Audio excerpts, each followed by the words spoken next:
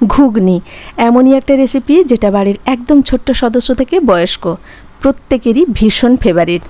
কিন্তু এই ফেভারিট জিনিসটা যখন নিরামিষের দিনে হয়, যেমন কেউ কেউ শনি মঙ্গলবার নিরামিষ খান, কেউ সোমবার শুক্রবার বা পুজো পার্বণে যখন আমরা লুচির সাথে ঘুগনি বানাই, তখন সেটা পেঁয়াজ রসুন ছাড়া সম্পূর্ণ নিরামিষ বানাতে হয়। আজকে আমি যেভাবে নিরামিষ ঘুগনি বানাবো, এইভাবে যদি বানান তাহলে প্রত্যেকেই তাদের পছন্দের জিনিসটা নিরামিষের দিনেও কবজি ডুবিয়ে খেতে পারবে। তাহলে আর কথা নয়, চলুন রেসিপিটা শুরু করি। মটরটা আমি গতকাল রাতেই ভিজিয়ে রেখেছিলাম। ওভারনাইট মটরটা ভেজানোর ফলে ভালো করে মটরটা ভিজিয়েও গেছে। 200 গ্রাম মটরের সাথে একটা আলু ছোট ছোট করে কেটে দিয়েছি। এখন এটা সেদ্ধ করে নেব। প্রেসার কুকারে মটর আর আলুর সাথে আমি দিয়ে দিয়েছি পরিমাণ মতো লবণ। ওই ছোট চামচে 1 চামচ লবণ দিয়েছি, হাফ চামচ দিয়েছি হলুদ গুঁড়ো, আর গোটা গরম মশলা দিয়েছি, যেখানে একটা এলাচ তার মুখটা ফাটিয়ে দিয়েছি, সাথে দিয়েছি 2টো লবঙ্গ আর 1 টুকরো দারচিনি। এই গোটা গরম মশলাটা কিন্তু সেদ্ধ করার সময় দিয়ে দেব।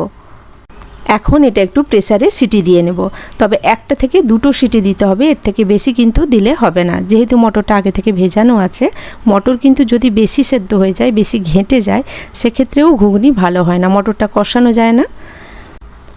আমি 1টা সিটি দিয়েছি, দিয়ে তার মধ্যে ভাপটাকে আর বের করাইনি, রেখে দিয়েছিলাম স্টিমটাকে পুরো।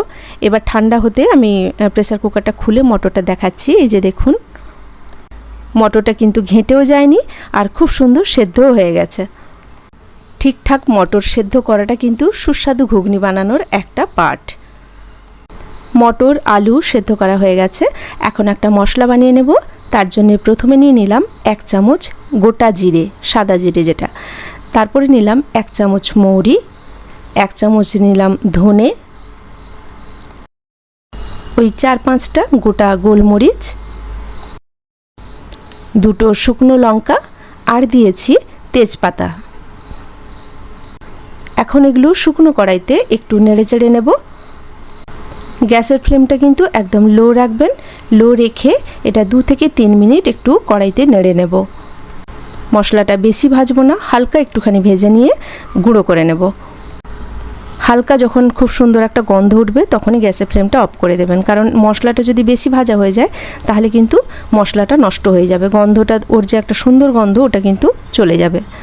সাথে আর একটা মশলা বানিয়ে নিচ্ছি, যার মধ্যে রয়েছে একটা মাঝারি সাইজের টমেটো, আর ওই 2 ইঞ্চ মতো আদা, আর গোটা গরম মশলা। গোটা গরম মশলা মানে যেটা আমি প্রেসার কুকারে সেদ্ধ হওয়ার সময় দিয়েছিলাম, এলাচ, 2টো লবঙ্গ, একটা ছোট্ট দারচিনি, ওটাই একসাথে এটা খুব ভালো করে পেস্ট করে নেব।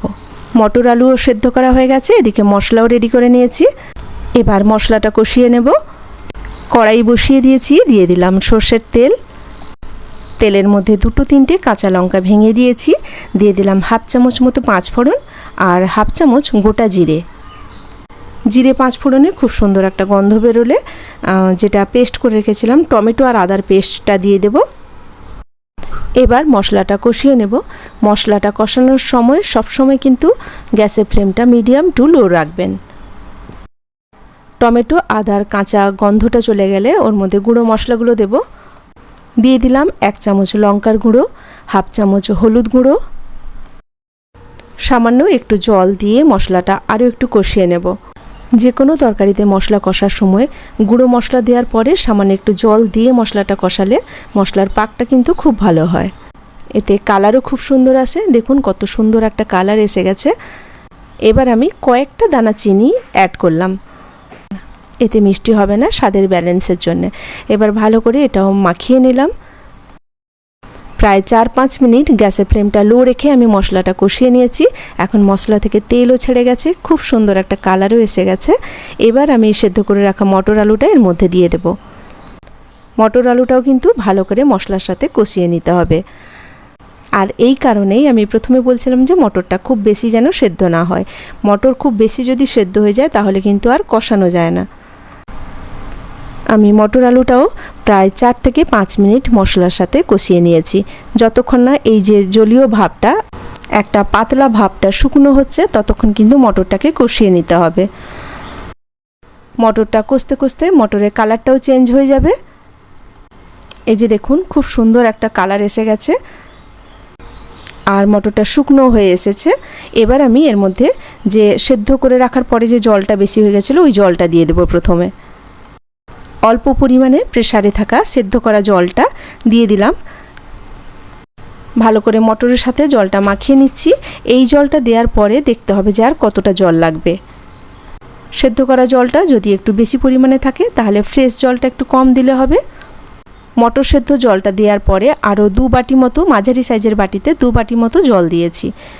তবে ওই জলটা কিন্তু হালকা গরম করে জলটা দিয়েছি, আমি ঠান্ডা জল দিইনি।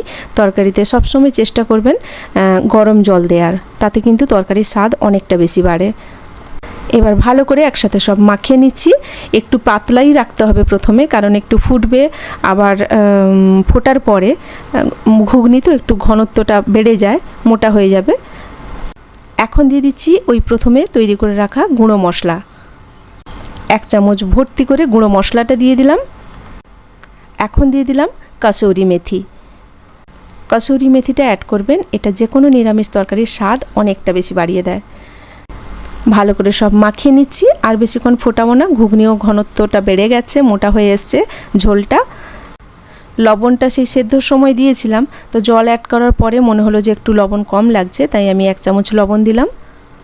এটা ঠান্ডা হয়ে যাওয়ার পরে আরও একটু গাঢ় হয়ে যাবে, সেই অনুযায়ী মেজারমেন্ট করে গ্যাসের ফ্লেমটা অফ করে দেবেন। আমি কিন্তু প্রায় সব মিলিয়ে 4-5 মিনিট ধরে ফুটিয়ে নিয়েছি, আর ফোটাবো না। এবার গ্যাসের ফ্লেমটা অফ করে দিলাম।